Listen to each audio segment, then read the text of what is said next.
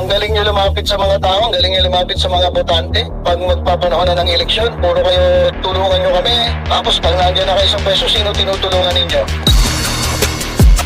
Mga maiinit na usaping politika, hihimayin at masusing tatalakayin. Wala ba kaming maririnig sa inyo na na para sa bayan naman, puro sarili, pero kami mga tao, hindi nyo tinutulungan, yung mahihirap, hindi nyo tinutulungan. Walang iya naman. Mga issue sa mundo ng showbiz, kikilatisin, chichikahin. Nang nag-iisang Batang Manilenyo, sino pa nga ba?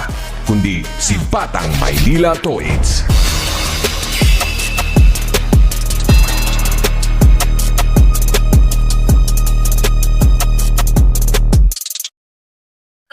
Ay, may chismis ako kay Jay Guevara. Nabalitaan nyo na ba? Nabalitaan nyo na ba? Hindi raw siya magbablog muna. Nabalitaan nyo na ba? Banggit-banggit kayo ng Shrek eh. Kaya ito. Ipapakita ko sa inyo mga kababayan. Oh. Ito na post ni Jay Guevara. Nabalitaan nyo na ba? Nang scam na naman. Hindi naman ang scam. Kasi, ba't siya mangi-scam? Ano na sila, monthly na. Monthly na sila ba't pa mangi-scam? Meron nga trip to Hong Kong Oh, saan ka pa? Pero mo, magkakalat ka lang ng fake news, may trip to Hong Kong ka na. Eto, pakita ko lang sa inyo itong picture. Ni-screenshot ko Ito. Tingnan niyo nga kung hindi ako nga makikita ninyo. Oh, trip to Hong Kong. Kapal ng face. Ganun sa kanila Makakalat ka lang ng fake news. May premyo ka na.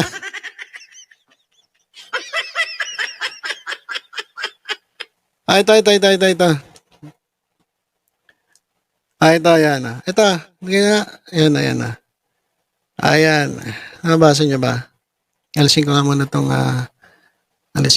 Dito muna tayo bilang pagtatapos. Pag-usapan natin itong si Jay Scammer Guevara. Ayan. Post niya to guys, post niya.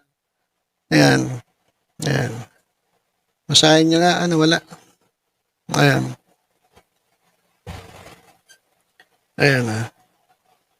Basahin ko. Sabi niya, 3 hours ago, so kani-kanina lang, mga kababayan.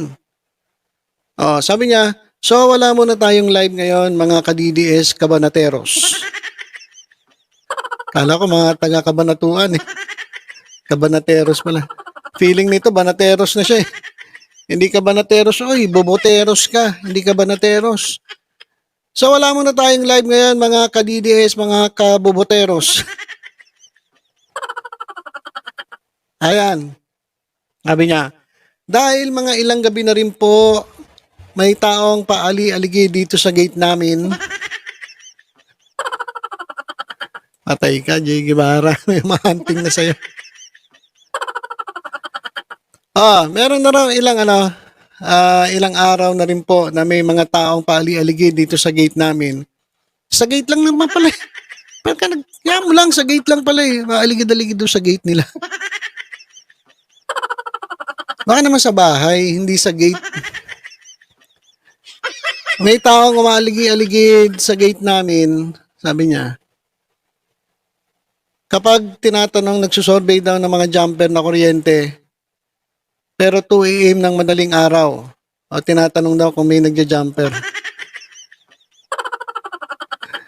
Ano to? Ibig sabihin, pinagbibintangan pa silang nagja-jumper. May nag-iikot daw doon sa gate nila.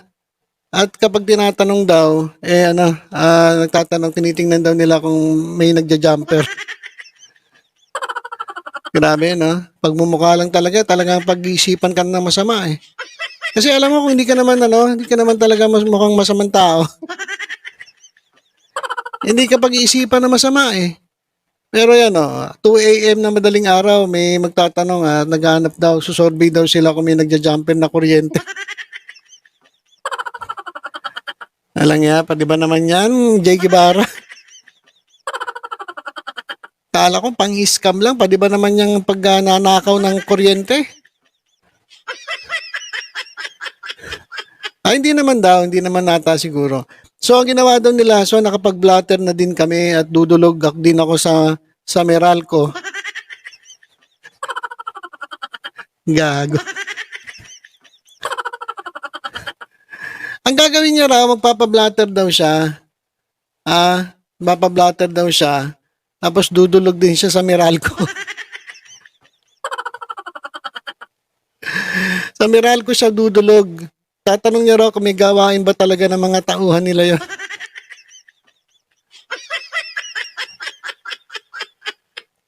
Mas inuna niya pa sa Meralco daw siya pupunta.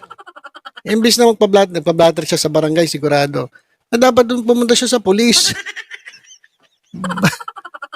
Bakit sa Meralco?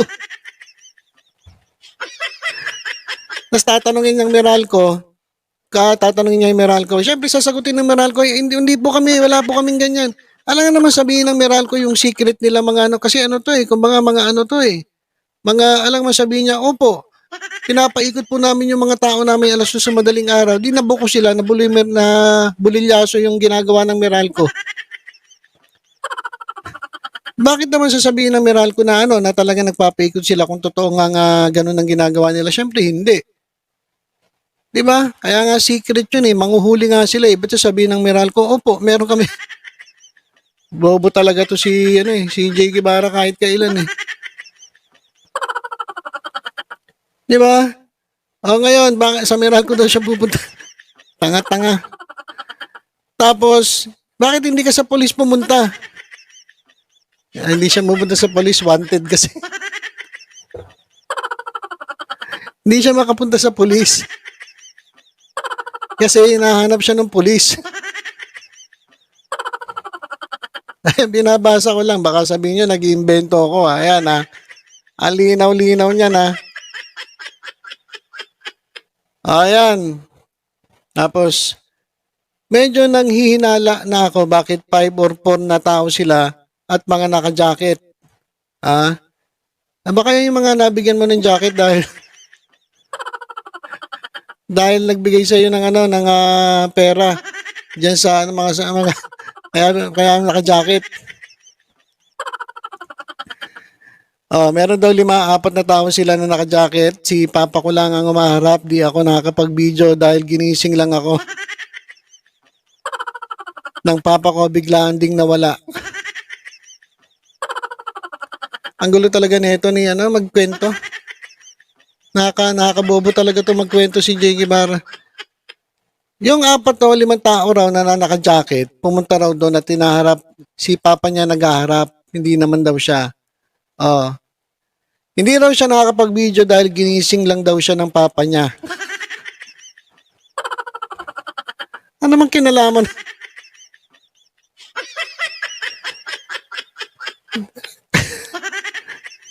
Ano dahilan kung ba't di ka makapag-video dahil ginising lang daw siya ng papa niya, biglaan ding nawala? Sakit ng ulo? Sakit mo naman magkwento na. Sakit sa ulo, Jay Guevara. Nakakabobo ko naman.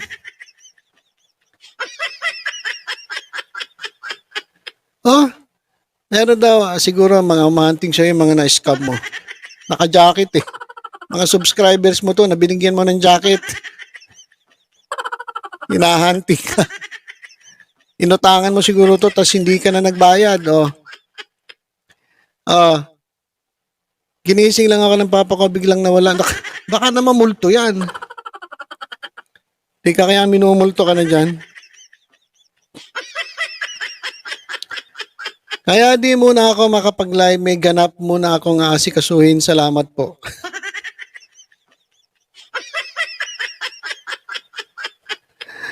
Ano sa tingin nyo, totoo kaya to? Ang hayop na to. Inikwento na ito. O nag-iimbento na naman ng kwento para makapanghuthot.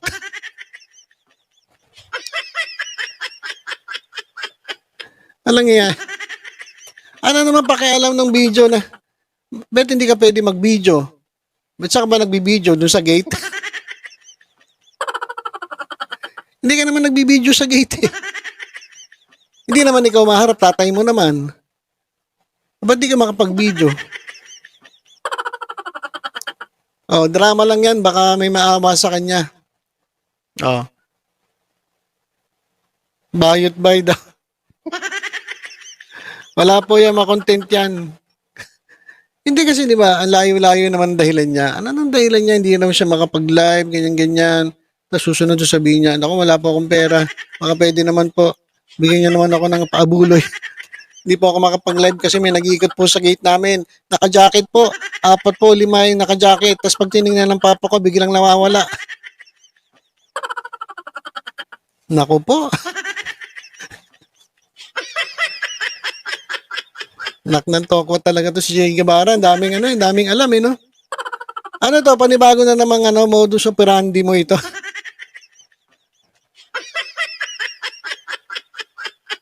Kagaguhan talaga nito ni Jay Guevara talaga naman. Diyos ko po.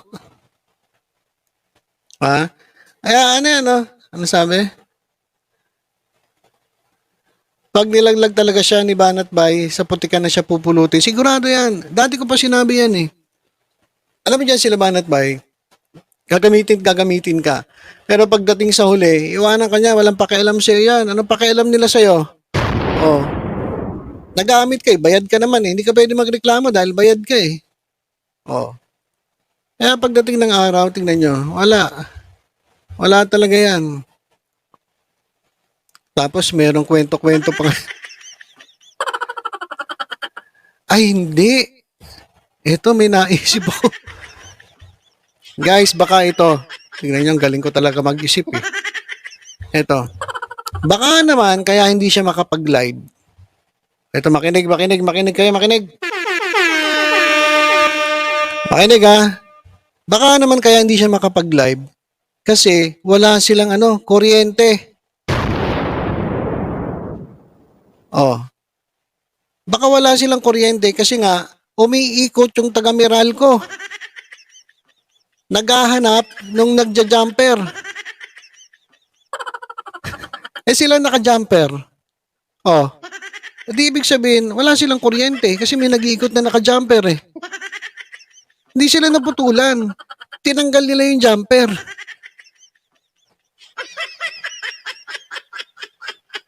Pinutol nila, tinanggal. Tanggalin mo muna. Nandiyan yung mga Meralco. Bilis.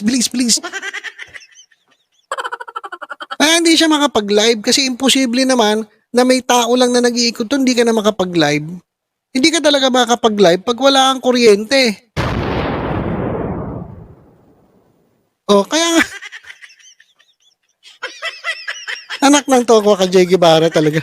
Kaya hindi siya makapag-live kasi wala silang kuryente. Kasi nga may nag-iikot kasi naka-jumper lang sila. Gago. Ang galing kong investigador, no? Kasi di ba? Oh. Paano yung babuyan niya? Kailangan ba may ilaw yung babuyan? Kailangan ba may electric pan yung babuyan?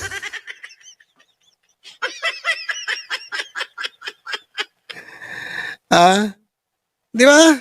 Ayun ganun yun guys. Kaya hindi siya makapag-live kasi tinanggal nila yung jumper kasi may nag-iikot na Meralco dun sa kanilang gate. Nabuko tuloy. Walang iya ka Jay Guevara. Nabuko ka tuloy. Meron pa ganyan-ganyan ka pang pa-post-post.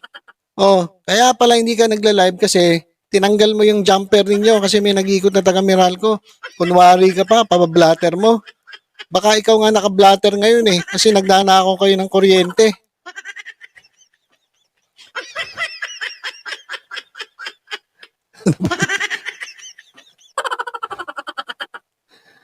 Ay, naka. Siguro sinumbong sila, no?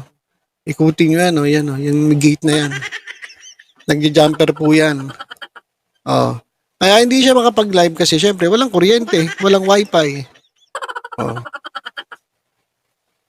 Kasi ang layo ng dahilan niya eh. Mag-isip nga kayo. Paano naging dahilan niya na may umiikot lang, di siya makapag-live? Ako kahit 1,000 umiikot dito sa harap ko, makakapag-live ako eh. Anong pakialam ko sa kanila kahit magtatatumbling pa yung 1,000 dyan sa harap ng bahay ko? Pwede ako mag-live. Di ba? Bakit siya? 4 lang yung nasa gate nila, hindi siya makapag-live daw. Hindi siya makapag-live kasi nga walang kuryente. Jumper. Sabi niya, tagig daw siya. Tagig. Tanay. Anong tanay? Naknan to ako talaga, J. Guevara. Oh. Lahat na lang. Pangi-scam. Pati ba naman pag nanakaw ng kuryente? Ano ba? Tapos ang yabang-yabang mo, pa-post-post ka. Trip to Hong Kong. Naka-Mac. Naka-Apple. Walang kuryente. Putik na buhay yan. Umayos ka, kawatan na J. Bobo.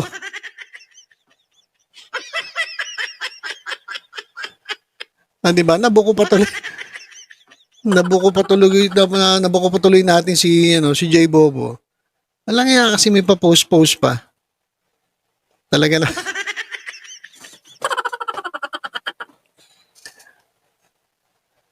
Naka-MacBook pero wala pa ring utak. Baka tubig din, tanim tubo sa ilalim. Grabe naman yun. Ang laki ng kita mo eh. Ang laki ng kita mo eh. Ako nga sa totoo lang, itong video ko, makikita nyo naman, hindi naman kalakihan yung views ko. Pero para sa akin, okay na eh. Hindi ko na kinakailangang scam, hindi ko kailangan loko ng kapwa ko, hindi ko kinakailangan mag-jumper. Sapat na yun eh, okay na yun eh. Yung makaano ka lang eh, kakain kayo 3 beses ang araw, tapos kapag linggo, makakalabas kayo, merienda, mapakape-kape, Starbucks. Okay na yun eh, hindi man kinakailangan na talagang, di ba? Grabe naman yun. Tapos gagawin mo, ano yun? Jumper ka. Gago. Sira ulo. Hindi, di ba? Tingnan niya naman maigi yung kanyang kwento. Doon sa kanyang kwento, nahuhuli siya. Sa kwento niya, nahuhuli siya, sa totoo lang. Yung sa mga pinagsasabi niya. Di ba? So, ayun lang siguro. Ako nga, kahit wala nga nagpapakape dyan, okay lang eh. Ay, mga nagpapakape dyan, hindi nga ako namimilit. Ay, hindi ko kayo pinipilit magpakape Di ba? Tapos ngayon siya, biro mo grabe magja-jumper pa. Grabe, sama talaga. Grabe. Grabe ka, J. Guevara. Nabubuka ka tuloy. Nabuko ka namin. Kasi walang kwenta yung yung narrative mo eh. Ano mang kinalaman ng umiikot na tao doon kaya hindi ka makapag-live? Kaya pala hindi ka makapag-live kasi may umiikot na taga Meralco kasi ikaw, tinanggal mo yung pag-jumper mo. Yun. Di ba?